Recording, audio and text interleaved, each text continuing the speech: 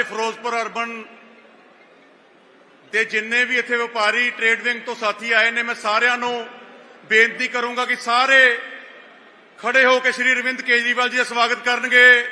जिन्ने भी साथी पहुंचे ने सारे स्वागत करनगे श्री अरविंद केजरीवाल जी का। मैं जी आयां नूं आखदा वां फिरोजपुर लोक सभा दे विच श्री अरविंद केजरीवाल जी दी आमद ते सरना पहला मैं बेनती करूंगा सारे साथियों नूं बैठण दी किरपालता करन। सरना पहला मैं बेनती करूंगा फिरोजपुर अर्बन तो साडे MLA सरदार रणबीर सिंह जी भुल्लर, वो साडे कौमी नेता, साडे क्रांतिकारी इनकलाबी लीडर, दिल्ली के 3 बार के मुख्यमंत्री श्री अरविंद केजरीवाल जी को सन्मानित करनगे। सरदार रणबीर सिंह जी भुल्लर, डॉक्टर संदीप पाठक साडे जनरल सैकटरी ऑर्गेनाइजेशन, उन्होंने सन्मानित करनगे। सरदार रणबीर सिंह जी भुल्लर डॉक्टर संदीप पाठक जी को सन्मानित करनगे। मैं जिन्ने भी साथी पहुंचे ने सारिਆਂ ਦਾ दिल दी गहराइयों तो धन्यवाद करदा। हुण मैं बेनती करदा सारे साथियों को कि आपां कुछ समा चुप करके अपने लीडर साहिबान दे विचार सुनने ने। श्री अरविंद केजरीवाल जी बारे मैं 1-2 गल्लां करना चाहुंदा। उन्हां दे नाल उन्हां दे धर्मपत्नी मैडम सुनीता केजरीवाल जी पहुंचे ने, उन्हां दा भी धन्यवाद करदे आपां सारे। उन्हां दा भी आपां स्वागत करिए क्योंकि ये वो परिवार है जिन्होंने इस गल का पता है कि 2 तरीक को श्री अरविंद केजरीवाल जी ने दोबारा सरेंडर करना, अदालत में दोबारा फिर जेल में जाना है। पर यह इंसान है जिहड़ा हमेशा पंजाब लई, हिंदुस्तान लई अपना एक मिनट दे रहा है। सानू मैं हथ जोड़ के इन्हां दे अगे नतमस्तक करदा क्योंकि इहो जिहे लीडर दा हिंदुस्तान नूं लोड़ है। ते एक तानाशाह नरेंद्र मोदी जिन्हों डर है, जिंदा खौफ है श्री अरविंद केजरीवाल का कि जे अरविंद केजरीवाल जी बाहर आ गए तो मेरी कुर्सी जाएगी। पर मैं इस स्टेज तो अज एक ऐलान करदा, अज मैं चुनौती देना नरेंद्र मोदी नूं कि श्री अरविंद केजरीवाल जी नूं तुसीं अंदर तां करता पर उन्हां दी सोच नूं तुसीं कदी अंदर नहीं कर सकदे। अरविंद केजरीवाल, सारे अरविंद केजरीवाल जी बैठे ने, साडा तुहाडे ते आशीर्वाद बने रहे। मैं बेनती करूंगा, तुहाडा धन्नवाद भी करदे आ। लोक सभा हलका फिरोजपुर दे विच मैं बेनती करूंगा साडे पंजाब दे फाइनांस मिनिस्टर साडे हरपाल सिंह जी चीमा, वो तुहाडे सामने अपने विचार रखणगे। सरदार हरपाल सिंह जी चीमा।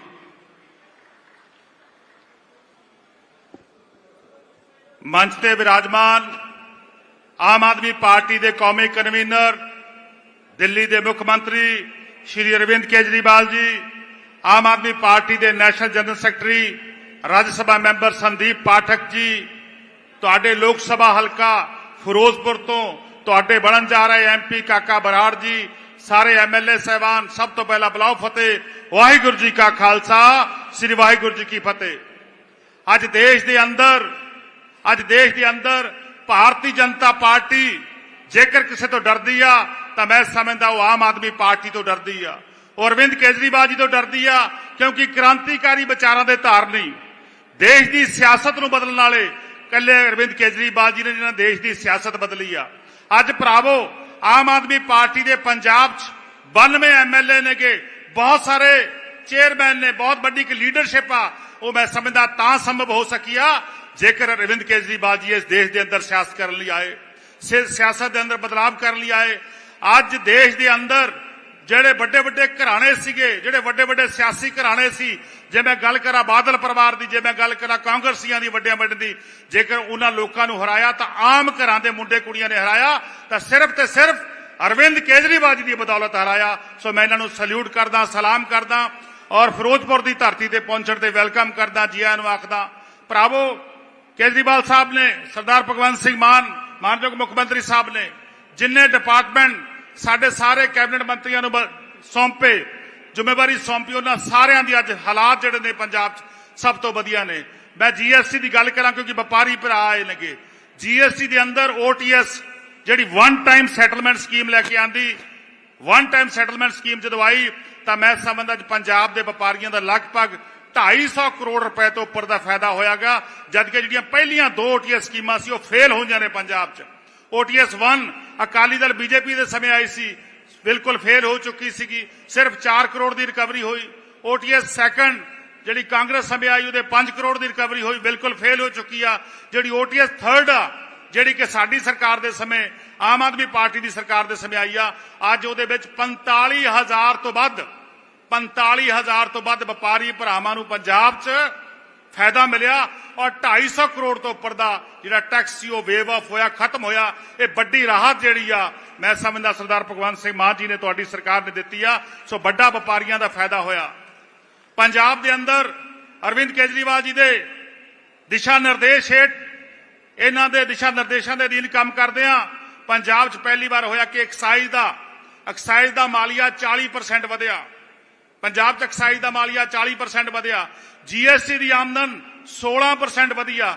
ਜੇ ਅੱਜ GST ਦੀ ਆਮਦਨ ਵਧਿਆ ਤਾਂ ਭਰਾਵੋ ਇਹਦਾ ਮਤਲਬ ਆ ਵਪਾਰੀ ਭਰਾਵੋ ਕਿ ਪੰਜਾਬ ਦੇ ਅੰਦਰ ਵਪਾਰ ਵਧ ਗਿਆ, ਉਦਯੋਗ ਵਧ ਗਿਆ, ਕਿਉਂਕਿ ਅਰਵਿੰਦ ਕੇਜਰੀਵਾਲ ਜੀ ਨੇ ਖੁਦ, ਸਰਦਾਰ ਭਗਵੰਤ ਸਿੰਘ ਜੀ ਮਾਨ ਜੀ ਨੇ ਖੁਦ ਪੰਜਾਬ ਦੇ ਅੰਦਰ 10 ਵਪਾਰੀ ਮਿਲਣੀਆਂ, ਵਪਾਰ ਦੀਆਂ ਮਿਲਣੀਆਂ ਪੰਜਾਬ ਦੇ ਵਿੱਚ ਸਰਕਾਰ ਬਣਨ ਤੋਂ ਬਾਅਦ ਕੀਤੀਆਂ। ਸਰਕਾਰ ਬਣਨ ਤੋਂ ਪਹਿਲਾਂ ਬਹੁਤ ਸਾਰੇ ਸਮਾਗਮ ਹੋਏ ਸੀ, ਪਰ ਲੇਕਿਨ ਸਰਕਾਰ ਬਣਨ ਤੋਂ ਬਾਅਦ ਅਰਵਿੰਦ ਕੇਜਰੀਵਾਲ ਜੀ ਖੁਦ, ਭਗਵੰਤ ਮਾਨ ਜੀ ਖੁਦ ਆ ਕੇ 10 ਵੱਡੀਆਂ ਵਪਾਰ ਮਿਲਣੀਆਂ ਕਰਕੇ ਵਪਾਰੀਆਂ ਤੋਂ ਸੁਝਾਅ ਲੈ ਕੇ ਜਿਹੜੀਆਂ ਸਕੀਮਾਂ ਬਣੀਆਂ ਨੇ, ਅੱਜ ਉਹਨਾਂ ਦਾ ਵੱਡਾ ਫਾਇਦਾ ਪੰਜਾਬ ਦੇ ਵਪਾਰੀਆਂ ਨੂੰ ਹੋ ਰਿਹਾ। ਅੱਜ ਪੰਜਾਬ ਦੇ ਅੰਦਰ ਵਪਾਰ ਵਧ ਰਿਹਾਗਾ। ਜੇ 16% ਤੱਕ GST ਵਧ ਗਿਆ, ਜਿਹੜਾ ਕਿ ਪੁਰਾਣੀ ਸਰਕਾਰ ਦੇ ਸਮੇਂ, ਕਾਂਗਰਸ ਦੇ ਸਮੇਂ ਕਿੰਨਾ ਸੀ? 6% ਵਧਿਆ ਸੀਗਾ। ਕਾਂਗਰਸ ਦੇ ਸਮੇਂ ਕਿੰਨਾ ਵਧਿਆ ਸੀ? 6%। ਆਮ ਆਦਮੀ ਪਾਰਟੀ ਦੀ ਸਰਕਾਰ ਦੇ ਸਮੇਂ ਕਿੰਨਾ ਵਧਿਆ? 16%। ਇਹਦਾ ਮਤਲਬ ਆ ਕਿ ਪੰਜਾਬ ਦੇ ਅੰਦਰ ਨਵੀਂ ਇੰਡਸਟਰੀ ਆਈ ਆ, ਨਵੇਂ ਉਦਯੋਗ ਆਏ ਨੇ। ਸੋ ਮੈਂ ਸਮਝਦਾ ਭਰਾਵੋ ਪੰਜਾਬ ਤਰੱਕੀ ਕਰ ਰਿਹਾ, ਉਹ ਤਾਂ ਕਰ ਰਿਹਾ ਜੇਕਰ ਪੰਜਾਬ ਦੇ ਅੰਦਰ ਆਮ ਆਦਮੀ ਪਾਰਟੀ ਦੀ ਸਰਕਾਰ ਆ। ਸੋ ਮੈਂ ਜ਼ਿਆਦਾ ਸਮਾਂ ਨਹੀਂ ਲਵਾਂਗਾ, ਕਿਉਂਕਿ ਆਪਾਂ ਸਾਰਿਆਂ ਨੇ ਅਰਵਿੰਦ ਕੇਜਰੀਵਾਲ ਜੀ ਦੇ ਵਿਚਾਰਾਂ ਨੂੰ ਸੁਣਨਾਗਾ, ਉਹਨਾਂ ਕ੍ਰਾਂਤੀਕਾਰੀ ਵਿਚਾਰਾਂ ਨੂੰ ਸੁਣਨਾਗਾ ਜਿਨ੍ਹਾਂ ਤੋਂ ਮੈਂ ਸਮਝਦਾ ਦੇਸ਼ ਦਾ ਹੁਕਮਰਾਨ ਮੋਦੀ ਡਰਦਾਗਾ। ਇਹੀ ਕਾਰਨ ਆ ਕਿ ਸਾਡੇ ਨੇਤਾਵਾਂ ਤੇ ਅਰਵਿੰਦ ਕੇਜਰੀਵਾਲ ਜੀ ਦੇ ਝੂਠੇ ਫਰਜ਼ੀ ਕੇਸ ਬਣਾਏ ਜਾ ਰਹੇ ਨੇ, ਔਰ ਫਰਜ਼ੀ ਕੇਸਾਂ ਦੇ ਨਾਲ ਮੈਂ ਸਮਝਦਾ ਆਮ ਆਦਮੀ ਪਾਰਟੀ ਖਤਮ ਨਹੀਂ ਹੋਣੀ, ਬਲਕਿ ਆਮ ਆਦਮੀ ਪਾਰਟੀ ਦਾ ਪਰਿਵਾਰ ਜਿਹੜਾ ਉਹ ਲਗਾਤਾਰ ਵਧਦਾ ਰਹਿਣਾਗਾ। ਆਮ ਆਦਮੀ ਪਾਰਟੀ ਜਿਹੜੀ ਆ ਹੋਰ ਤਰੱਕੀ ਕਰਦੀ ਰਹਿਣੀ ਆ। ਮੇਰੇ ਯਾਦ ਆ ਜਦੋਂ ਕੇਜਰੀਵਾਲ ਜੀ ਨੂੰ ਝੂਠੇ ਕੇਸ ਦੇ ਅੰਦਰ, ਫਰਜ਼ੀ ਕੇਸ ਦੇ ਅੰਦਰ ਜੇਲ੍ਹ 'ਚ ਬੰਦ ਕੀਤਾ ਸੀਗਾ, ਤਾਂ ਉਸ ਸਮੇਂ ਉਹਨਾਂ ਦੀ ਧਰਮ ਪਤਨੀ ਸੀ। ਤਾਂ ਕੇਜਰੀਵਾਲ ਜੀ ਜਿਹੜੇ ਅੱਜ ਆਪਣੇ 'ਚ ਆਏ ਨੇ, ਜਿੱਥੇ ਮੈਂ ਉਹਨਾਂ ਦਾ ਸਵਾਗਤ ਕਰਦਾ, ਡਟ ਕੇ ਇਹਨਾਂ ਨੇ ਪੰਜਾਬ ਦੇ ਲੀਡਰਾਂ ਨੂੰ, ਦੇਸ਼ ਦੇ ਲੀਡਰਾਂ ਨੂੰ ਹੱਲਾਸ਼ੇਰੀ ਦਿੱਤੀ, ਹੌਸਲਾ ਦਿੱਤਾ ਕਿ ਡਟ ਕੇ ਮੋਦੀ ਸਾਹਿਬ ਦਾ ਮੁਕਾਬਲਾ ਕਰੋ। ਸੋ ਮੈਂ ਅੱਜ ਉਹਨਾਂ ਦਾ ਵੀ ਇੱਥੇ ਆਉਣ ਤੇ ਵੈਲਕਮ ਕਰਦਾ, ਸਵਾਗਤ ਕਰਦਾਂਗਾ। ਸੋ ਮੈਂ ਫਿਰ ਤੁਹਾਡਾ ਸਭ ਦਾ ਇੱਕ ਵਾਰ ਧੰਨਵਾਦ ਕਰਦਾ ਹੋਇਆ ਇਹੀ ਵਿਸ਼ਵਾਸ ਦਿਵਾਉਣਾਗਾ ਕਿ ਇਸ ਵਾਰ ਪੰਜਾਬ ਦੇ ਵਿੱਚ ਸਰਦਾਰ ਭਗਵੰਤ ਸਿੰਘ ਮਾਨ ਜੀ ਦੀ ਅਗਵਾਈ 'ਚ, ਅਰਵਿੰਦ ਕੇਜਰੀਵਾਲ ਜੀ ਦੀ ਅਗਵਾਈ 'ਚ ਪੰਜਾਬ ਜਿਹੜਾ 13-0 ਦੇ ਨਾਲ ਆਮ ਆਦਮੀ ਪਾਰਟੀ ਜਿੱਤਣ ਜਾ ਰਹੀ ਆ। ਬਹੁਤ ਬਹੁਤ ਤੁਹਾਡਾ ਸਭ ਦਾ ਧੰਨਵਾਦ। ਬਲਾਓ ਫਤਿਹ। ਵਾਹਿਗੁਰੂ ਜੀ ਕਾ ਖਾਲਸਾ, ਵਾਹਿਗੁਰੂ ਜੀ ਕੀ ਫਤਿਹ। ਬਹੁਤ ਬਹੁਤ ਧੰਨਵਾਦ ਸਾਡੇ ਫਾਈਨਾਂਸ ਮਿਨਿਸਟਰ ਪੰਜਾਬ ਸਰਦਾਰ ਹਰਪਾਲ ਸਿੰਘ ਜੀ ਚੀਮਾ ਦਾ, ਜਿਨ੍ਹਾਂ ਨੇ ਬੜੇ ਵਧੀਆ ਤਰੀਕੇ ਨਾਲ ਆਪਣੇ ਵਿਚਾਰ ਤੁਹਾਡੇ ਸਾਹਮਣੇ ਰੱਖੇ। ਮੈਂ ਹੁਣ ਬੇਨਤੀ ਕਰੂੰਗਾ ਮੇਰੇ ਵੱਡੇ ਵੀਰ ਆਮ ਆਦਮੀ ਪਾਰਟੀ ਲੋਕ ਸਭਾ ਹਲਕਾ ਫਿਰੋਜ਼ਪੁਰ ਤੋਂ ਉਮੀਦਵਾਰ ਸਰਦਾਰ ਜਗਦੀਪ ਸਿੰਘ ਜੀ ਕਾਕਾ ਬਰਾੜ, ਉਹਨਾਂ ਨੂੰ ਬੇਨਤੀ ਕਰੂੰਗਾ ਉਹ ਤੁਹਾਡੇ ਸਾਹਮਣੇ ਆਪਣੇ ਵਿਚਾਰ ਰੱਖਣਗੇ। ਸਰਦਾਰ ਜਗਦੀਪ ਸਿੰਘ ਜੀ ਕਾਕਾ ਬਰਾੜ।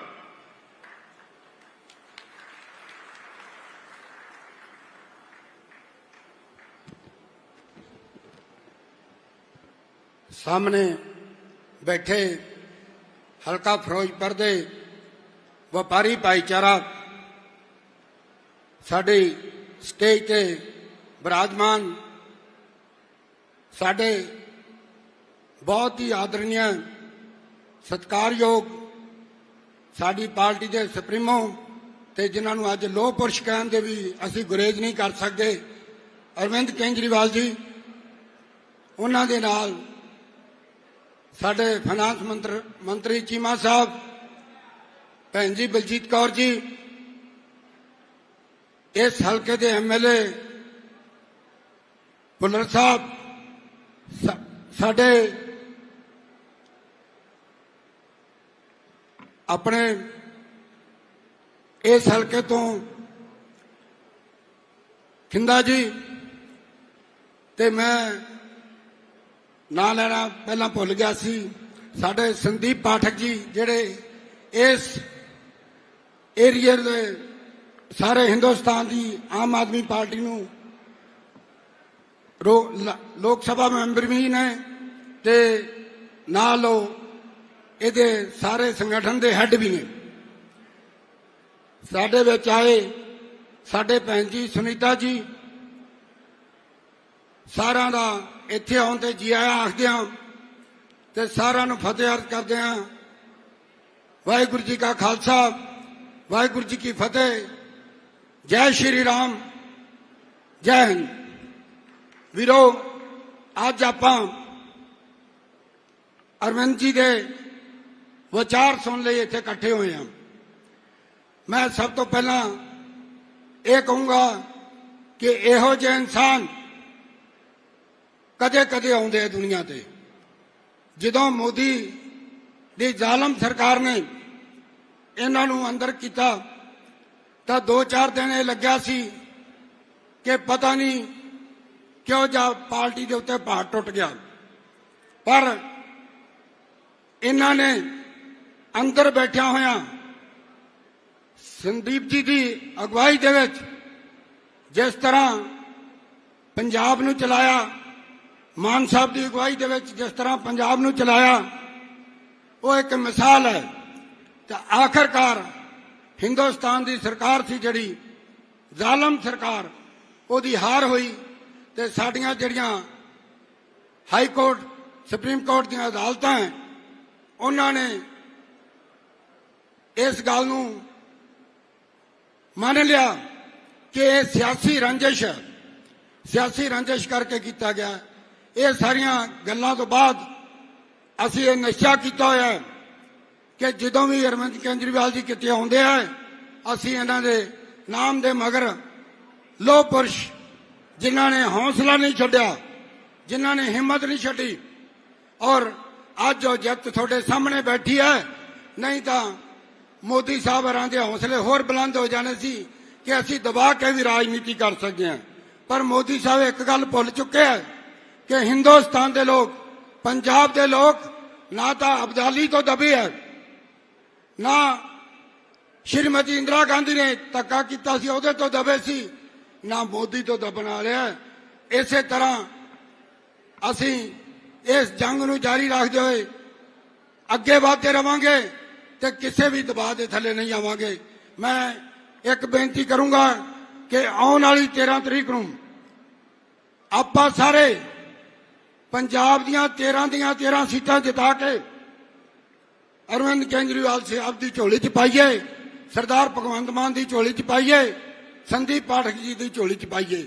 ਤੇ ਇਹ ਨਹੀਂ ਹੋ ਸਕਦਾ ਕਿ ਪੰਜਾਬ ਦੇ ਕੋਈ ਫੰਡ ਰੋਕ ਸਕਣਗੇ, ਆਪਣੇ ਮੈਂਬਰ ਉੱਥੇ ਵੱਧ ਹੋਣਗੇ ਤੇ ਆਪਣਾ ਕੋਈ ਫੰਡ ਨਹੀਂ ਰੋਕ ਸਕਦੇ। ਮੈਂ ਜ਼ਿਆਦਾ ਲੰਬਾ ਨਹੀਂ ਲੈਂਦਾ ਕਿਉਂਕਿ ਤੁਸੀਂ ਸਾਡੇ ਸੁਪਰੀਮੋ ਅਰਵਿੰਦ ਕੇਜਰੀਵਾਲ ਜੀ ਨੂੰ, ਆਪਣੇ ਸੁਪਰੀਮੋ ਅਰਵਿੰਦ ਕੇਜਰੀਵਾਲ ਜੀ ਨੂੰ ਸੁਣ ਲਈ ਆਇਓ। ਸਾਰਿਆਂ ਦਾ ਬਹੁਤ ਬਹੁਤ ਧੰਨਵਾਦ ਇੱਥੇ ਆਉਣ ਤੇ। ਸਾਰਿਆਂ ਨੂੰ ਫਤਿਹ ਦੁਬਾਰਾ ਫਤਿਹ ਅਰਜ਼ ਕਰਦਾ ਹਾਂ। ਵਾਹਿਗੁਰੂ ਜੀ ਕਾ ਖਾਲਸਾ, ਵਾਹਿਗੁਰੂ ਜੀ ਕੀ ਫਤਿਹ। ਜੈ ਸ਼੍ਰੀ ਰਾਮ।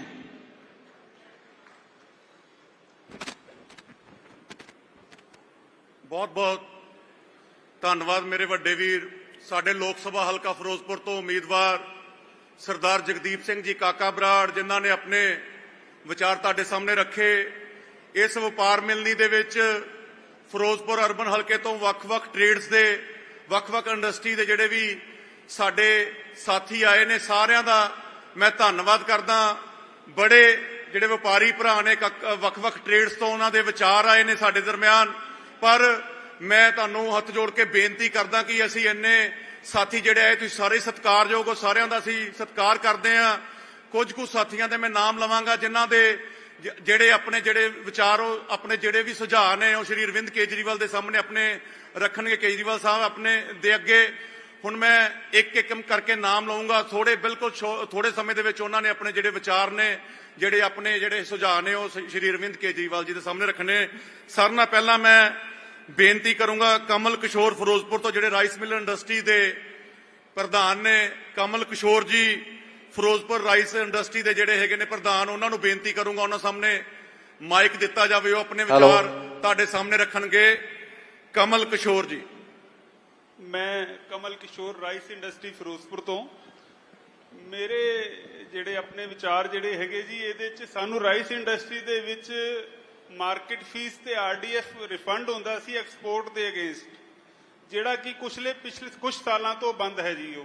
ਅਸੀਂ ਉਹ ਚਾਹੁੰਦੇ ਹਾਂ ਫਿਰ ਮੁੜ ਤੋਂ ਬਹਾਲ ਹੋਵੇ ਤਾਂ ਕਿ ਇੰਡਸਟਰੀ ਨੂੰ ਕੋਈ ਫਾਇਦਾ ਹੋ ਸਕੇ ਜੀ।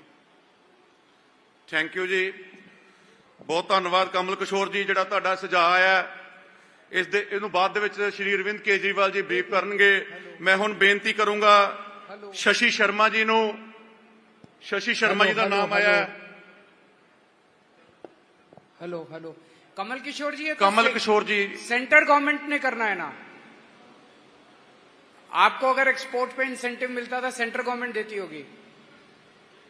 सर ये मंडी टैक्स जो स्टेट लेता था वो रिफंड होता था सर। अच्छा ठीक, जी जी। ਹੁਣ ਮੈਂ ਬੇਨਤੀ ਕਰੂੰਗਾ ਸ਼ਸ਼ੀ ਸ਼ਰਮਾ ਜੀ ਨੂੰ, ਜਿਹੜੇ ਆਪਣਾ ਸੁਝਾਅ। ਹੈਲੋ, ਹਾਂਜੀ, ਪੰਜਾਬ ਸਰਕਾਰ ਜਦੋਂ ਆਮ ਆਦਮੀ ਪਾਰਟੀ ਦੀ ਆਈ ਤੇ ਇਹਨਾਂ ਨੇ 2 ਸਾਲ ਪਹਿਲਾਂ ਇੱਕ OTS ਦੀ ਸਕੀਮ ਲਿਆਂਦੀ ਸੀ, ਜਿਹੜਾ ਕਿ ਚੀਮਾ ਸਾਹਿਬ ਨੇ ਵੀ ਹੁਣੇ ਜ਼ਿਕਰ ਕੀਤਾ। ਇਸ ਦੇ ਵਿੱਚ ਲੋਕਾਂ ਨੂੰ ਬਹੁਤ ਹੀ ਬੈਨੀਫਿਟ ਮਿਲਿਆ। ਹਰ ਵਪਾਰੀ ਨੂੰ ਲੱਖ ਰੁਪਈਆ ਉਹਦਾ ਮਾਫ ਹੋਇਆ। ਲੱਖ ਰੁਪਏ ਤੋਂ ਲੈ ਕੇ 3 ਲੱਖ ਰੁਪਏ ਤੱਕ ਜਿੰਨਾ ਦਾ ਸੀ ਉਹਨਾਂ ਨੂੰ ਤੁਸੀਂ 50% ਮਾਫ ਕੀਤਾ। ਇਹ ਸਕੀਮ 30 ਜੂਨ ਨੂੰ ਬੰਦ ਹੋ ਰਹੀ ਹੈ। ਆਇਆ ਤੁਸੀਂ ਇਹਨੂੰ ਚਾਲੂ ਰੱਖੋਗੇ? ਅਗਰ ਚਾਲੂ ਰੱਖੋਗੇ ਤਾਂ ਵਪਾਰੀਆਂ ਨੂੰ ਇਹਦਾ ਬਹੁਤ ਬੈਨੀਫਿਟ ਮਿਲੇਗਾ। ਧੰਨਵਾਦ। ਸਤੀਸ਼ ਜੀ, ਸਕੀਮ ਬੰਦ ਨਹੀਂ ਹੋ ਰਹੀ। ਸਕੀਮ ਜਿਹੜੀ ਆ ਉਹ 30 ਜੂਨ ਤੱਕ ਅਸੀਂ ਵਧਾਈ ਆ। 1 ਲੱਖ ਤੱਕ ਅਸੀਂ 100% ਮਾਫ ਕੀਤਾਗਾ ਔਰ 1 ਲੱਖ ਤੋਂ 1 ਕਰੋੜ ਤੱਕ 50% ਮਾਫ ਕੀਤਾਗਾ। ਸੋ ਮੇਰੀ ਤਾਂ ਇਹੀ ਬੇਨਤੀ ਆ ਤੁਹਾਨੂੰ, ਜਿਹੜਾ ਕੋਈ ਰਹਿ ਗਿਆ ਭਰਾ ਸਾਡਾ, ਉਹ 30 ਜੂਨ ਤੱਕ ਅਪਲਾਈ ਕਰ ਦੇਵੇ। ਧੰਨਵਾਦ। ਠੀਕ ਹੈ ਜੀ, ਧੰਨਵਾਦ। ਥੈਂਕ ਯੂ ਸ਼ਸ਼ੀ ਜੀ।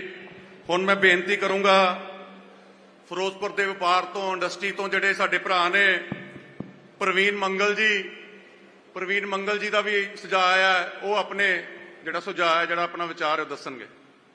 ਸਰ ਮੇਰਾ ਸਰਕਾਰ ਕੋਲ ਇਹ ਹੈ ਜੀ, ਸਰਕਾਰ ਨੇ ਜਦੋਂ 2022 ਦੇ ਇਲੈਕਸ਼ਨ ਆਏ ਸੀਗੇ ਉਦੋਂ ਸਰਕਾਰ ਨੇ ਕਮਿਟਮੈਂਟ ਕੀਤੀ ਸੀਗੀ ਅਸੀਂ ਇੰਡਸਟਰੀ ਨੂੰ ਬਿਜਲੀ ਰਿਆਇਤ ਨਾਲ ਦੇਵਾਂਗੇ ਜੀ। ਸਾਡਾ ਡਿਸਟ੍ਰਿਕਟ ਬਾਰਡਰ ਤੇ ਹੋਣ ਕਰਕੇ ਸਾਡੀ ਸਰਕਾਰ ਕੋਲ ਮੰਗ ਹੈ ਸਾਨੂੰ ਬਿਜਲੀ 'ਚ ਰਿਆਇਤ ਦਿੱਤੀ ਜਾਵੇ, ਜਿਹਦੇ ਨਾਲ ਇੰਡਸਟਰੀ ਨੂੰ ਹੋਰ ਪ੍ਰਫੁੱਲਿਤ ਕਰਨ ਦਾ ਮੌਕਾ ਮਿਲੇ ਬਾਰਡਰ ਡਿਸਟ੍ਰਿਕਟ ਤੇ ਹੋਣ ਕਰਕੇ ਜੀ। ਠੀਕ ਹੈ ਪ੍ਰਵੀਨ ਜੀ, ਥੈਂਕ ਯੂ। ਹੁਣ ਮੈਂ ਬੇਨਤੀ ਕਰੂੰਗਾ ਸੰਜੀਵ ਰਾਜਦੇਵ ਜੀ ਨੂੰ। हेलो सर, मैं Sanjeev Rajdev Ferozepur cantt RTI association से। सर हमारे मेन 2 मुद्दे हैं। एक तो ये है कि हमारा जो पंजाब है ये बॉर्डर का स्टेट है, तो बॉर्डर स्टेट होने के कारण यहाँ व्यापार नहीं है, व्यापार दिन ब दिन घटता जा रहा है। तो आपकी सरकार आने पर हम ये चाहते हैं कि जो स्टेट का बॉर्डर है, इंटरनेशनल बॉर्डर है, उसको ट्रेड के लिए खोला जाए। और दूसरा मेरा मुद्दा यह है कि पिछले 4 साल से सेंट्रल गवर्नमेंट ने हमारी जो कमीशन है उसको एक फिक्स कर दिया है कि आपको इतना ही पैसा मिलेगा, इससे ज्यादा एक पैसा नहीं मिलेगा जो भी आप किसान की फसल सरकार को बेचते हैं। तो पिछले साल जैसे सरकार ने कुछ कट लगाया था गेहूं के ऊपर, क्वालिटी कट, तो उसकी भरपाई स्टेट गवर्नमेंट ने की थी। तो हम ये चाहते हैं कि हमारा भी जो कमीशन कम आता है उसकी भरपाई स्टेट गवर्नमेंट करे। धन्यवाद। थैंक यू जी संजीव जी। ਹੁਣ ਮੈਂ ਬੇਨਤੀ ਕਰੂੰਗਾ ਜਿਹੜੇ ਸਾਡੇ ਵਿਚਕਾਰ ਸਾਡੇ ਟ੍ਰੇਡ ਦੇ ਜਿਹੜੇ ਵਪਾਰੀ ਭਰਾ ਨੇ, ਸੁਨੀਲ ਕੁਮਾਰ ਗੋਇਲ ਜੀ, ਉਹਨਾਂ ਨੂੰ ਬੇਨਤੀ ਕਰੂੰਗਾ ਉਹ ਆਪਣਾ ਜਿਹੜਾ ਹੈ ਸੁਝਾਅ ਦੇਣਗੇ। श्रीमान जी, मैं व्यापारी होने के नाते, व्यापारी होने के साथ साथ हम कंटोनमेंट के वासी हैं। करीब हमारी 30-35,000 वोट है। ना तो हमें सेंट्रल गवर्नमेंट से हमें कुछ रियायत मिल रही। GGO 179 1836 में लागू हुआ था, जिसके कारण हमारी रजिस्ट्रियां बंद हैं। ना तो वो रजिस्ट्रियां आज तक खुली, उसमें 5,000 रुपए का प्रावधान है रजिस्ट्री करने में। क्या 1836 में 5,000 रुपए थे, वो 2024 में भी 5,000 रुपए हैं? अगर नहीं तो उसको 5,000 को अमेंड करके 50 लाख 5 करोड़ रुपए उसको बनाया जाए ताकि हमारी कंटोनमेंट बोर्ड की रजिस्ट्रियां हो सके। नंबर 2, सेंट्रल गवर्नमेंट द्वारा CEO कंटोनमेंट बोर्ड नियुक्त किया जाता है, उसी कंटोनमेंट के अफसर की एक बदली है। उसके अलावा क्लैरिकल जॉब में किसी भी व्यक्ति की ट्रांसफर नहीं है।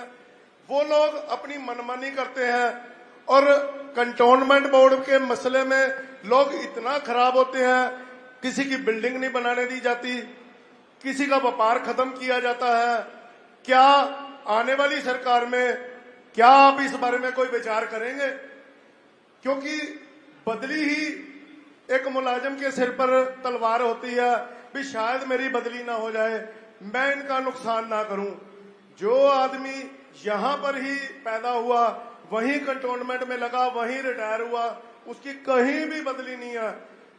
सेंट्रल गवर्नमेंट द्वारा 62 कंटोनमेंट बोर्ड हैं, कहीं भी उसकी बदली की जा सकती है। सीओ की बदली, सीओ कैंट बोर्ड की बदली किसी भी स्टेशन पर होती है, उसके अलावा किसी मुलाजिम की बदली नहीं होती।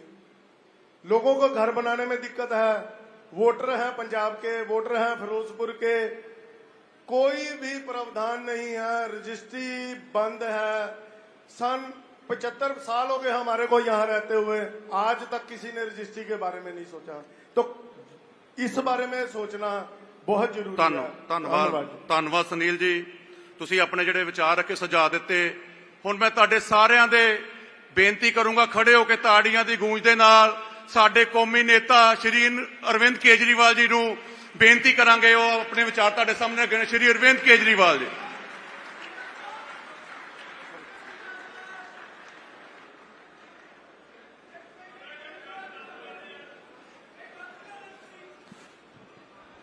बैठो, इस तो बाद फिर करना है। बैठो बैठो, इस तो बाद फिर करना। बैठो प्लीज प्लीज, बैठो कर दें। बैठो बैठो भाई साहब, इस तो बाद करते सर। अरविंद जी ने बोला दो प्लीज। फिरोजपुर के कोने कोने से आए हुए मेरे सभी व्यापारी, उद्योगपति भाइयों बहनों, आप सब लोगों को मेरा नमस्कार, सबको मेरा प्रणाम, सत श्री अकाल।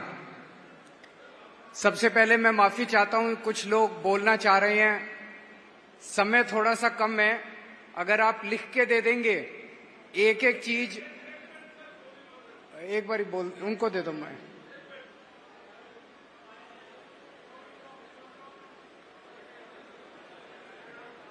हेलो सर, मैं Bhagwan Bansal, president Punjab cotton factory and ginning association, Ferozepur ਦੇ ਫਾਜ਼ਿਲਕਾ ਤੋਂ ਲੈ ਕੇ ਸਨਾਮ ਤੱਕ ਸਾਡੀ ਨਰਮੇ ਦੀ ਪੱਟੀ ਇਹ ਕਹਿਲਾਉਂਦੀ ਹੈ ਵਾਈਟ ਗੋਲਡ ਪੈਦਾ ਕਰਦੇ ਹਾਂ ਅਸੀਂ, ਤੇ ਸਾਡੀ ਕ੍ਰੌਪ ਹੋ ਗਈ ਫੇਲ। ਸਾਡੇ ਜਿਹੜੇ ਸੀਡ ਕਿਸਾਨ ਨੂੰ ਚੰਗੇ ਨਾ ਮਿਲਣ ਕਰਕੇ ਸਾਰੇ ਕਿਸਾਨ ਕੰਗਾਲ ਹੋ ਚੁੱਕੇ ਆ। ਸਾਡੀਆਂ ਫੈਕਟਰੀਆਂ 442 ਸੀਗੀਆਂ, ਅੱਜ ਕੇਵਲ 40 ਰਹਿ ਗਈਆਂ। ਸਾਡੀ ਡਿਮਾਂਡ ਇਹ ਹੈ ਕਿ ਸਾਡੇ ਤੋਂ ਬਿਜਲੀ ਦੇ ਫਿਕਸ ਚਾਰਜ ਉਹ ਖਤਮ ਕੀਤੇ ਜਾਣ, ਜਿੰਨੀ ਐਕਚੁਅਲ ਬਿਜਲੀ ਆਵੇ ਬਿੱਲ ਅਸੀਂ ਯੂਜ਼ ਕਰੀਏ ਉਹ ਸਾਨੂੰ ਬਿੱਲ ਆਵੇ। ਦੂਜੀ ਸਾਡੀ ਡਿਮਾਂਡ ਇਹ ਹੈ, ਚੀਮਾ ਸਾਹਿਬ ਨੇ ਪਿਛਲੇ ਸਾਲ ਦੀ 2023 ਚ ਇਹ ਅਸੈਂਬਲੀ ਦੀ ਵਿਧਾਨ ਸਭਾ ਦੀ ਫਲੋਰ ਤੇ ਅਨਾਉਂਸ ਕੀਤਾ ਸੀ ਡਿਊਰਿੰਗ ਬਜਟ ਸੈਸ਼ਨ ਵੀ ਅਸੀਂ ਡਿਫਾਲਟਰ ਰਾਈਸ ਬਿੱਲਾਂ ਲਈ 1995 ਤੋਂ ਲੈ ਕੇ 2015 ਤੱਕ OTS ਪਾਲਿਸੀ ਲੈ ਕੇ ਆਵਾਂਗੇ। ਬਾਕੀ ਦੋ ਪਾਲਿਸੀਆਂ ਇਹਨਾਂ ਦੀਆਂ ਆ ਗਈਆਂ, ਉਹਦਾ ਅਸੀਂ ਬਹੁਤ ਧੰਨਵਾਦ ਕਰਦੇ ਹਾਂ, ਲੋਕਾਂ ਨੂੰ ਬਹੁਤ ਫਾਇਦਾ ਹੋਇਆ। ਤੇ ਇਹ ਵੀ ਡਿਫਾਲਟਰ ਰਾਈਸ ਮਿਲ ਜਿਹੜੇ ਹੈ, ਜਿਹੜੀ ਸਾਡੀ ਪਿਛਲੇ 40 ਸਾਲ ਸਰਕਾਰਾਂ ਨੇ ਪ੍ਰਧਾਨ ਜੀ ਉਹ ਵੀ ਲੈ ਆਓ। ਪਾਲਿਸੀ ਤਿਆਰ ਆ, ਬੜੀ ਜਲਦੀ ਆ ਜਾਣੀ ਆ। ਉਹ ਥੋੜਾ ਕੋਡ ਆਫ ਕੰਡਕਟ ਲੱਗ ਗਿਆ ਸੀ, ਉਹ ਤਿਆਰ ਹੈ। ਅਰਵਿੰਦ ਜੀ ਖੜੇ, ਉਹਨਾਂ ਨੂੰ ਆਪਣਾ ਗੱਲ ਰੱਖਣ ਦਿਓ। ਛੋਟੀ ਜਿਹੀ ਬੇਨਤੀ ਇੱਕ ਹੋਰ ਹੈ, 2013 ਚ ਸਾਡੇ ਨਰਮੇ ਦੇ PIDF ਸੈਸ ਟੈਕਸ ਲੱਗਿਆ ਸੀਗਾ, ਉਹ ਸਾਡਾ ਪਿਛਲੀਆਂ ਸਰਕਾਰਾਂ ਨੇ ਮਾਫ ਕਰਤੀਆਂ ਸੀਗੀਆਂ। 3 ਚੀਫ ਮਿਨਿਸਟਰ ਬਦਲ ਗਏ। ਹੁਣ 2024 ਸਾਡੇ ਵੱਲੋਂ ਡਿਮਾਂਡ ਕੱਢਦੀ, ਜਦੋਂ ਕਾਰਖਾਨੇ ਨਹੀਂ ਰਹੇ, ਕਾਰਖਾਨੇਦਾਰ ਹੀ ਨਹੀਂ ਰਹੇ, ਸਾਡੇ ਕੋਲੋਂ ਸੈਸ ਟੈਕਸ ਕਿਸ ਗੱਲ ਦਾ ਮੰਗਿਆ ਜਾਂਦਾ। ਇੰਨੀ ਗੱਲਾਂ ਮੈਂ ਧੰਨਵਾਦ ਕਰਦਾ। ਥੈਂਕ ਯੂ ਵੈਰੀ ਮਚ ਭਾਜੀ ਪਲੀਜ਼। ਸ਼ੋਰਟ ਟਾਈਮ ਸਰ, ਮੇਰੀ ਰਿਕੁਐਸਟ ਹੈ, ਮੈਂ ਆੜਤੀ ਯੂਨੀਅਨ ਮਫੂ ਦਾ ਪ੍ਰਧਾਨ ਹਾਂ, ਲੱਕੀ ਠਕਰਾਲ ਮੀਤ ਪ੍ਰਧਾਨ ਟ੍ਰੇਡ ਵਿੰਗ ਫਿਰੋਜ਼ਪੁਰ। ਸਾਡੇ ਆੜਤੀਆਂ ਤੇ ਮੋਦੀ ਸਰਕਾਰ ਇਹ ਕਹਿੰਦੀ ਹੈ ਇਹ ਜੋ ਵਿਚੋਲੀਆ ਹੈ ਇਸਕੋ ਬਾਹਰ ਫੈਂਕਣਾ ਹੈ। ਦੱਸੋ 70 ਸਾਲ ਦਾ ਸਾਡਾ ਕਾਰੋਬਾਰ ਹੈ ਆੜਤੀਆਂ ਦਾ। ਪੰਜਾਬ ਦੇ ਵਿੱਚ ਕਿਸਾਨੀ ਤੇ ਆੜਤੀ ਦਾ 9 ਮਾਸ ਦਾ ਰਿਸ਼ਤਾ ਹੈ। ਜਿਹੜਾ ਮੋਦੀ ਹੈ ਉਹ ਚਾਹੁੰਦਾ ਵਾ ਕਿਸਾਨੀ ਤੇ ਆੜਤੀ ਦਾ 9 ਮਾਸ ਦੇ ਰਿਸ਼ਤੇ ਨੂੰ ਖਤਮ ਕੀਤਾ ਜਾਵੇ। ਆੜਤੀਆਂ ਨੂੰ ਵਿਚੋਲੀਆ ਕਹਿ ਕੇ ਬਦਨਾਮ ਕਰਕੇ ਇਹਨੂੰ ਪੰਜਾਬ ਦੇ ਵਿੱਚੋਂ ਬਾਹਰ ਕੀਤਾ ਜਾਵੇ। ਮੈਂ ਚਾਹੁੰਦਾ ਵੀ ਸਾਡਾ 70 ਸਾਲ ਦਾ ਕਾਰੋਬਾਰ ਦੱਸੋ, ਸਾਨੂੰ ਇੱਥੇ ਪੰਜਾਬ ਦੇ ਵਿੱਚ ਰਹਿਣ ਦੀ ਇਜਾਜ਼ਤ ਨਹੀਂ ਆ। ਕਿ ਮੋਦੀ ਨੇ ਸਾਨੂੰ ਪੈਨਸ਼ਨ ਲਾਉਣੀ ਆ? ਕਿ ਮੋਦੀ ਨੇ ਸਾਨੂੰ ਕੋਈ ਕਾਰੋਬਾਰ ਸ਼ੁਰੂ ਹੋਰ ਕਰਕੇ ਦੇਣਾ ਵਾ? ਮੈਂ ਤੁਹਾਡੀ ਸਰਕਾਰ ਤੋਂ ਇਹ ਮੰਗ ਕਰਦਾ ਵਾਂ ਵੀ ਜਿਹੜਾ 70 ਸਾਲ ਦਾ ਸਾਡਾ ਕਾਰੋਬਾਰ ਆ, ਸਾਨੂੰ ਵਿਚੋਲੀਆ ਕਹਿ ਕੇ ਬਦਨਾਮ ਨਾ ਕੀਤਾ ਜਾਵੇ, ਕਿਉਂਕਿ ਖੁਦ ਮੋਦੀ ਵਿਚੋਲੀਆ ਅਡਾਨੀਆਂ ਦਾ, ਅੰਬਾਨੀਆਂ ਦਾ, ਇੱਕ ਆੜਤੀਆ ਕਿਸਾਨਾਂ ਦਾ ਢਿੱਡ ਭਰਦਾ ਵਾ, ਦੁੱਖ ਸੁੱਖ ਦਾ ਸਾਥੀ ਆ। ਇੱਕ ਆੜਤੀ ਦੁੱਖ ਸੁੱਖ ਦਾ ਸਾਥੀ ਆ ਕਿਸਾਨਾਂ ਦਾ। ਦਿਨ ਭਰ ਰਾਤ ਇੱਕ ਆੜਤੀ ਕਿਸਾਨਾਂ ਦੇ ਸੁੱਖ ਦੁੱਖ ਦੇ ਸਾਥ ਦਿੰਦਾ। ਥੈਂਕ ਯੂ ਜੀ। ਇਸ ਕਰਕੇ ਮੈਂ ਤੁਹਾਡੇ ਕੋਲ ਮੰਗ ਕਰਦਾ, ਆੜਤੀਆਂ ਦੇ ਹਿੱਤ ਵਿੱਚ ਵੱਧ ਤੋਂ ਵੱਧ ਇਹ ਪਿੱਛੇ ਜੇ ਤੁਸੀਂ ਕਿਹਾ ਸੀਗਾ ਵੀ ਸਾਈਲੋ ਜਿਹੜੇ 31 ਪਾਸ ਹੋ ਗਏ ਪੰਜਾਬ ਦੇ ਵਿੱਚ, ਮੈਂ ਚਾਹੁੰਦਾ ਵਾ ਉਹ ਇੱਕ ਆੜਤੀ ਮਾਰੂ ਨੀਤੀ ਆ। ਇਸ ਕਰਕੇ ਇਹ ਨੀਤੀ ਜਿਹੜੀ ਆ 31 ਇਹ ਸਾਈਲੋ ਦੀ ਉਹਨੂੰ ਬੰਦ ਕੀਤਾ ਜਾਵੇ। ਆੜਤੀ ਥਰੂ ਮਾਲ ਵਿਕਣਾ ਚਾਹੀਦਾ। ਇਸ ਕਰਕੇ ਮੈਂ ਤੁਹਾਡੇ ਤੇ ਬਹੁਤ ਹੀ ਜ਼ਿਆਦਾ ਵਿਸ਼ਵਾਸ ਕਰਦਾ ਵਾਂ, ਇਨਕਲਾਬ ਦੇ ਵਿੱਚ ਵਿਸ਼ਵਾਸ ਕਰਦਾ ਹਾਂ। ਤੁਹਾਡੇ ਤੇ ਇੰਨੀਆਂ ਤੋਂ ਬੇਨਤੀਆਂ ਕਰਦਾ ਆ। ਮੈਂ ਖਿਮਾ ਦਾ ਯਾਚਕਾਂ। ਵਾਹਿਗੁਰੂ ਜੀ ਕਾ ਖਾਲਸਾ, ਵਾਹਿਗੁਰੂ ਜੀ ਕੀ ਫਤਿਹ। ਧੰਨਵਾਦ ਲੱਕੀ ਜੀ। ਸ਼੍ਰੀ वाहिगुरु जी का खालसा, वाहिगुरु जी की फतेह। दोस्तों, मैं समझ सकता हूं आप में से बहुत लोग बहुत सारी बातें करना चाहते हैं। सबसे पहले मैं ये कहना चाहता हूं, मैं कल रात को दिल्ली का कैंपेन खत्म करके, दिल्ली के चुनाव खत्म करके कल रात को अमृतसर में लैंड किया और आज मेरी सबसे पहली मीटिंग व्यापारियों और उद्योगपतियों के साथ हो रही है। तो आप सोच सकते हो कि हम व्यापारियों को और उद्योगपतियों को कितना महत्व देते हैं, हमारे लिए आप लोग कितने इंपॉर्टेंट हैं। अभी भाई साहब ने ठीक बोला, मोदी जी आड़तियों को, व्यापारियों को बिचौलिया कहते हैं। हम आपको बिचौलिया नहीं समझते, हम आपको पंजाब की और देश की अर्थव्यवस्था की रीढ़ की हड्डी मानते हैं।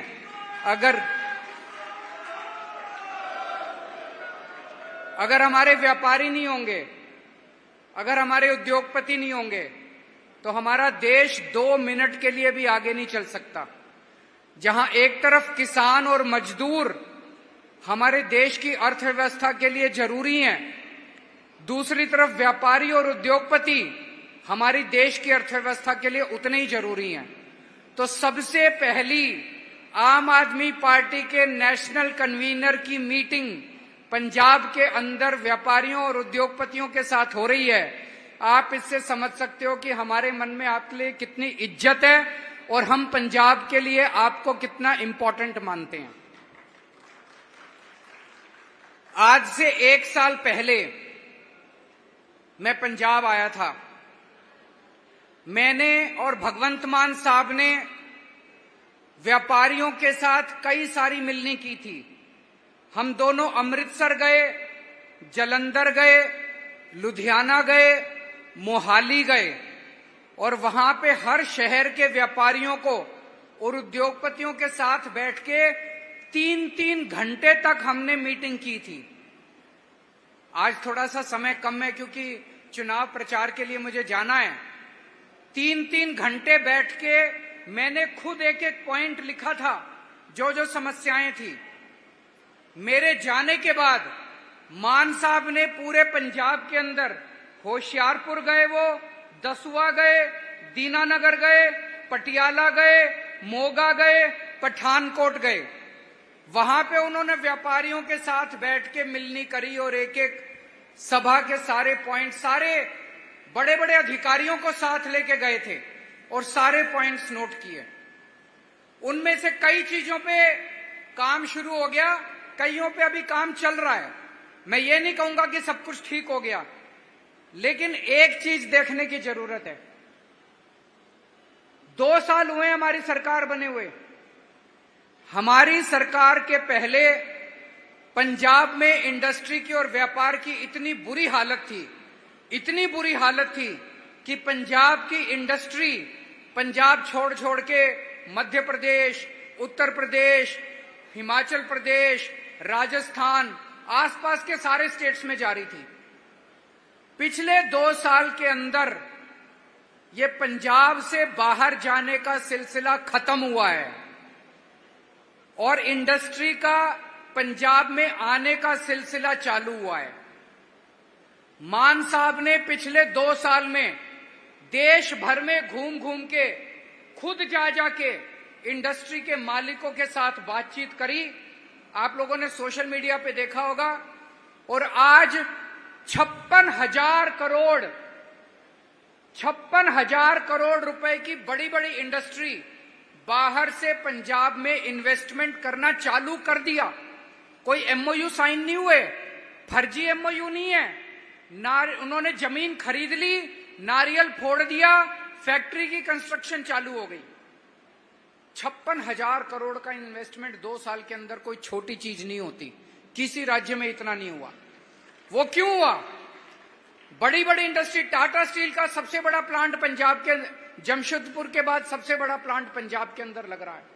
जर्मनी के, नीदरलैंड्स के, कई सारे देशों के इन्वेस्टमेंट पंजाब में होने जा रहे हैं। क्यों?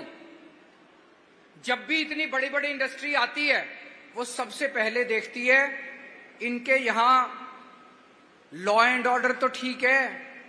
हमारी सरकार के पहले कितना खराब था लॉ एंड ऑर्डर, कितना खराब था। आज पंजाब के अंदर अमन शांति है, लॉ एंड ऑर्डर में काफी इंप्रूवमेंट है, काफी इंप्रूवमेंट है। मैं ये नहीं कहूंगा सब कुछ 100% ठीक हो गया, और भी काफी कुछ करने की जरूरत है, करेंगे। लेकिन इतनी बड़ी इंडस्ट्री आ रही है तो इसका मतलब काफी इंप्रूवमेंट है। दूसरी तरफ वो इंडस्ट्री आती है, देखती है हमारे जो मसले हैं सरकार से, उसमें कितना टाइम लगता है। अब सबको ये लगने लगा है कि कई सारे सरकारी कामकाज तेजी से होने लगे हैं। सरकार के साथ जो इंडस्ट्री का, व्यापार का लाइसेंस लेने का, परमिशन लेने का, एनओसी लेने के जो काम है, वो अब काफी तेजी से होने लगे हैं। और भी कई करने की जरूरत है, लेकिन करेंगे। मेरा ये सारा बताने का 2 साल बहुत कम होते हैं जी। हमारे से पहले 75 साल के अंदर इन्होंने जो इतना गंद मचाया था, जब हमने सरकार संभाली, इंडस्ट्री और व्यापार का इतना बुरा हाल था, इतना बुरा हाल था। इन 2 सालों के अंदर हमने स्थिति को और खराब होने से रोका है, और धीरे धीरे धीरे धीरे करके अब स्थिति इंप्रूव होने लगी है। आप लोगों के जितने मसले हैं, अभी कमल किशोर जी ने, शशि जी ने, यहाँ पे भाई साहब बैठे हैं, उन्होंने बिजली के बारे में बात की, इन्होंने, संजीव जी ने, संदीप जी ने, और कई लोगों ने बातचीत की। मैं सारे पॉइंट नोट कर रहा था। अब दोबारा आएंगे आपके पास फिरोजपुर में 3-4 घंटे आप लोगों के साथ बातचीत करेंगे। आप लोग चिंता मत कीजिए। आप लोगों ने स्टेट के चुनाव में हमें 117 में से 92 सीट देके हमारे हाथ खूब मजबूत किए। उसी का नतीजा है कि स्टेट के अंदर हम कई सारे काम कर पा रहे हैं। स्टेट के अंदर हमने डोमेस्टिक बिजली फ्री कर दी। 83% लोगों की आज बिजली फ्री आ रही है, घर के अंदर आ रही है कि नहीं आ रही है? कोई सोच सकता था? कोई नहीं सोच सकता था। ये भारत के इतिहास के अंदर एक जादू है कि केवल दिल्ली और पंजाब के अंदर लोगों को फ्री बिजली मिल रही है, और 2 साल के अंदर। ये कहते थे घाटे में चल रहा है। हमारे भाई उतना ही बजट है, हमने कोई एक्स्ट्रा आपके ऊपर टैक्स तो लगाया नहीं, उल्टे ओटीएस लागू कर करके आपको रियायत दी है। लेकिन हमने बेईमानी बंद कर दी, भ्रष्टाचार बंद कर दिया, उससे पैसा बचने लगा। अब जगह जगह मोहल्ला क्लिनिक खुल रहे हैं। आप में से हो सकता है कुछ लोगों के इलाके में मोहल्ला क्लिनिक खुला, कुछ लोगों के आसपास। मोहल्ला क्लिनिक शानदार है कि नहीं है? मोहल्ला क्लिनिक खुल रहे हैं, कई सारे शानदार स्कूल बन रहे हैं। 2 साल कुछ भी नहीं होते। 2 साल ने यह दिखा दिया कि जो ताकत आपने हमको स्टेट में दी थी, उस ताकत से हम बहुत अच्छे अच्छे काम कर रहे हैं। आज आपसे निवेदन करने के लिए आया हूं कि अब केंद्र सरकार के अंदर, ये केंद्र के चुनाव हैं, हमारे हाथ मजबूत करो। अभी लोकसभा में हमारे एक ही हमारा एमपी था, एक एमपी से कुछ नहीं होता। अगर आपने 13 की 13 सीट आम आदमी पार्टी को दे दी तो हमारे केंद्र सरकार में हाथ मजबूत होंगे। अभी यहाँ पे भाई साहब कह रहे थे कैंटोन बोर्ड के अंदर हमारा ये मसला है, हमारा ये मसला है। उसके लिए हमें केंद्र सरकार के साथ लड़ना पड़ेगा। केंद्र सरकार में हमें ताकत चाहिए। केंद्र सरकार, एक और भाई साहब कह रहे थे फिरोजपुर बॉर्डर वो है, हमें ये दिक्कतें आती हैं। आप हमारे हाथ केंद्र सरकार में मजबूत करोगे, ये सारे मसले सॉल्व हो जाएंगे। आप खुद सोचो, आपकी विधानसभा, आपने सरकार चुनी, विधानसभा में कानून पास होते हैं, गवर्नर आपके कानून लेके बैठ जाता है, फिर क्या फायदा हुआ? अगर आप हमारे 13 MP दोगे, गवर्नर की हिम्मत नहीं होगी आपके बिल रोकने की। ये 13 के 13 MP भूख हड़ताल पे बैठ जाएंगे गवर्नर के घर के बाहर। आपके 8,000 करोड़ रुपए सेंटर लेके बैठा है, रूरल डेवलपमेंट फंड के 5,500 करोड़ रुपए केंद्र सरकार लेके बैठी है। उनकी हिम्मत कैसे हुई? ये पंजाब के लोगों का हक है, आपका हक है। आप भीख थोड़ी मांग रहे हो केंद्र सरकार से। ये 5,500 करोड़ रुपए से मंडी तक जाने वाली सड़कें बननी थी, गांव-गांव के अंदर सड़कें बननी थी। इन्होंने नेशनल हेल्थ मिशन के पैसे रोक दिए, उससे मोहल्ला क्लिनिक बनने थे। इनकी हिम्मत कैसे हो गई आपके पैसे रोकने की? इनकी हिम्मत इसलिए हो गई क्योंकि लोकसभा में हमारे पास MP नहीं है, हम कमजोर हैं। जब हम केंद्र के साथ बात करते हैं, हम कमजोर हैं। हमारे हाथ मजबूत करो। आप हमारे हाथ मजबूत करोगे, ये 13 के 13 MP हमें दे दोगे, केंद्र सरकार की हिम्मत नहीं होगी पंजाब के मसलों के अंदर इंटरफेयर करने की। उसके बाद दोस्तों, बहुत सारे मसले होते हैं। पंजाब, आप सारे व्यापारी हो, आपको समझ है, पंजाब एक लैंड लॉक्ड एरिया है। आपको अपना कच्चा माल खरीदने के लिए, अपना मार्केट बेचने के लिए, मान लीजिए एक्सपोर्ट करना है, आपको कितनी दूर तक सामान मंगवाने के लिए और पोर्ट तक जाना पड़ता है। इसके लिए सब चीजों के लिए केंद्र सरकार की जरूरत पड़ती है।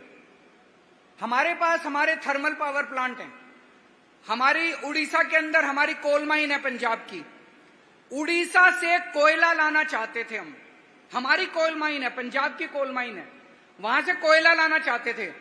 केंद्र सरकार ने कहा उड़ीसा से पंजाब लाने के लिए आपको जहाज से श्रीलंका होके, गुजरात होके फिर पंजाब लाना पड़ेगा। ये कोई तुक बनता है?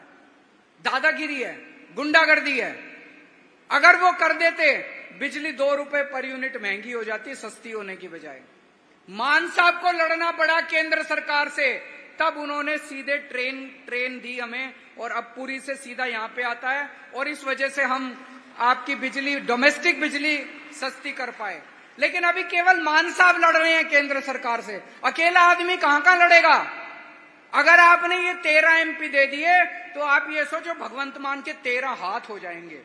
ये 13 आदमी जाके केंद्र सरकार से लड़ेंगे और हमारे पंजाब के मसले हल होना चालू होंगे।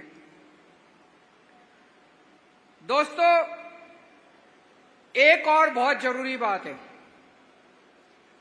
हमारी, आज मैं आप लोगों के बीच में आया हूं अपने देश को बचाने की अपील भी करने के लिए।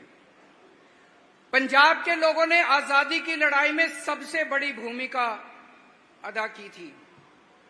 पूरे देश में अगर कोई सबसे बड़ी कुर्बानी आजादी की लड़ाई में मानी जाती है तो शहीद आजम भगत सिंह की कुर्बानी मानी जाती है। पंजाब के लोगों की कुर्बानी पता नहीं कितने पंजाब के लोग देश को आजाद कराने के लिए शहीद हो गए। आज हमारे देश की आजादी खतरे में है, हमारे देश का संविधान खतरे में है, हमारे देश की जनतंत्र खतरे के अंदर है। जिस तरह से आज पूरे देश, मेरे को जिस तरह से गिरफ्तार किया गया, 16 मार्च को चुनाव घोषित हुए, 21 मार्च को इन्होंने मुझे गिरफ्तार कर लिया। मेरी पार्टी के मैं गिरफ्तार हूं, संजय सिंह को गिरफ्तार कर लिया, मनीष सिसोदिया को गिरफ्तार कर लिया, सतिंदर जैन को गिरफ्तार कर लिया, और फिर दिल्ली में आके मोदी जी कहते हैं आओ चुनाव लड़ते हैं। अरे हमारे 4 सबसे बड़े नेताओं को गिरफ्तार कर लिया और कहते हो आओ चुनाव लड़ते हैं, तो चुनाव क्या लड़ोगे फिर?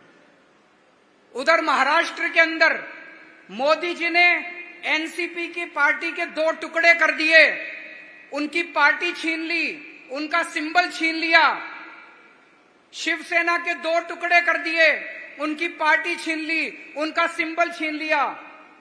हेमंत सोरेन को गिरफ्तार कर लिया चुनाव के पहले और कहते हैं आओ चुनाव लड़ते हैं।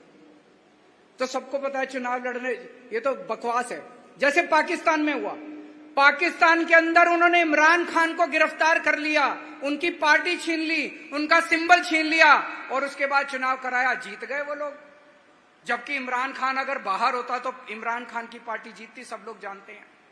बांग्लादेश के अंदर शेख हसीना ने सारे विपक्षी नेताओं को जेल में डाल दिया और उसके बाद चुनाव कराया, शेख हसीना जीत गई। रशिया के अंदर पुतिन ने सारे विपक्षी नेताओं को या तो जेल में डाल दिया या मरवा दिया, उसके बाद चुनाव कराया, 87% वोट मिल गए पुतिन को। हमारे देश के अंदर भी अब तानाशाही हो रही है। इसी चुनाव के अंदर इतनी पार्टियां तोड़ दी, इतने नेताओं को जेल में डाल दिया। अगर इस वक्त हम लोगों ने मोदी को नहीं हराया, जनतंत्र नहीं बचेगा, संविधान नहीं बचेगा, ये देश नहीं बचेगा दोस्तों। और इसमें पंजाब के लोगों को सबसे आगे बढ़ के भूमिका निभाने की जरूरत है। आज मैं अपने लिए नहीं आया, मैं आप लोगों से देश बचाने की अपील करने के लिए आया हूं दोस्तों। ये क्या है? गवर्नर अगर इतने भारी बहुमत से जीती हुई सरकार, 117 में से 92 सीट आपने दी, इतने भारी बहुमत से जीती हुई सरकार के अगर बिल रोक ले तो ये जनतंत्र के ऊपर प्रहार है। ये जनतंत्र को रोकने की कोशिश कर रहे हैं, जनता को रोकने की कोशिश कर रहे हैं। गवर्नर की हिम्मत कैसे हुई जो जनता के द्वारा पास किए हुए बिल रोक ले? अगर केंद्र सरकार आपके 8,500 करोड़ रुपए का फंड रोक ले, ये जनता के ऊपर प्रहार है, जनतंत्र के ऊपर प्रहार है। इसके खिलाफ आप लोगों को आवाज उठानी पड़ेगी। देश तानाशाही की तरफ बढ़ रहा है। हम एक टाइम की रोटी कम खा लेंगे लेकिन तानाशाही नहीं बर्दाश्त कर सकते। गलत तो नहीं कह रहा मैं भाई साहब? तानाशाही बर्दाश्त नहीं कर सकता देश। हम एक टाइम की रोटी कम खा लेंगे, कुर्बानी देनी पड़ेगी हम लोगों को, लेकिन तानाशाही बर्दाश्त नहीं कर सकते। और इनके अहंकार का आलम देखिए। अभी थोड़े दिन पहले पुरी के अंदर, आप सब लोग जानते हैं पुरी में सबसे बड़ा मंदिर जगन्नाथ मंदिर है कि नहीं है? भगवान जगन्नाथ का मंदिर है। इनके जो राष्ट्रीय स्पोक्स पर्सन है भारतीय जनता पार्टी के संबित पात्रा, जगन्नाथ, भगवान जगन्नाथ, जगन्नाथ मतलब जगत के नाथ, पूरी ब्रह्मांड के नाथ, सृष्टि के नाथ, सृष्टि के भगवान। संबित पात्रा कहता है भगवान जगन्नाथ मोदी जी के भक्त हैं। ये अपने आप को भगवान से भी बड़ा मानने लगे। ये अब खुल के कह रहे हैं कि भगवान मोदी जी का भक्त है। इनका नारा क्या है? जो राम को लाए हैं हम उनको लाएंगे। हम तो कहते हैं कि इस पृथ्वी के ऊपर भगवान हमको लाए हैं, रामचंद्र जी हमको, ये कह रहे हम भगवान को लाए हैं। इनमें इतना अहंकार हो गया कि भगवान को लाने वाले ये लोग हो गए, इस सृष्टि के ऊपर भगवान को लाने वाले ये लोग हो गए।